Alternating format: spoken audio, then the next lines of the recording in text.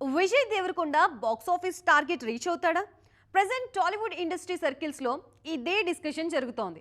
సాధారణంగా భారీ అంచనాలతో వచ్చే పాన్ ఇండియా సినిమాలకి రిలీజ్ డేట్ అనేది చాలా కీలకం.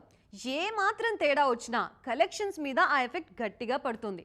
అందుకే విజయ్ రణబాలి రిలీజ్ విషయంలో మేకర్స్ పక్కా ప్లాన్తో అడుగులు వేస్తున్నారు. ఇంతకీ రణబాలి టీమ్ ప్లాన్ ఏంటి? టాలీవుడ్లో మోస్ట్ అవైటెడ్ సినిమాల్లో రణబాలి ఒకటి.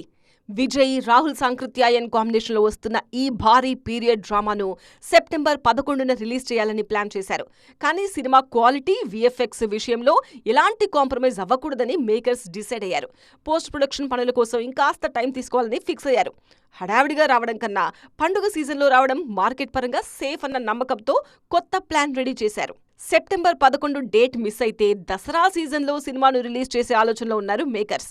మెగాస్టార్ చిరంజీవి విశ్వంభర దసరా రేస్ నుంచి తప్పుకుంటే అక్టోబర్ 16న దసరా కానుకగా రణబాలిని బరిలోకి దించే ఆలోచనలో ఉన్నారు. ఈ డేట్ కుదరని పక్షంలో నవంబర్ 6న దీపావళికి గ్రాండ్గా రిలీజ్ చేయాలని ప్లాన్ చేస్తున్నారు. పండుగ సెలవులను వాడుకుంటూ పాన్ ఇండియా రేంజ్లో కలెక్షన్ల వర్షం కురిపించాలనేది రణబాలి టీమ్ స్కెచ్. పెళ్లి తర్వాత విజయ్ దేవరకొండ, రష్మిక మందన్న కలిసి నటిస్తున్న తొలి సినిమా ఇదే కావడంతో ఆడియన్స్లోనూ రణబాలి మీద భారీ అంచనాలున్నాయి.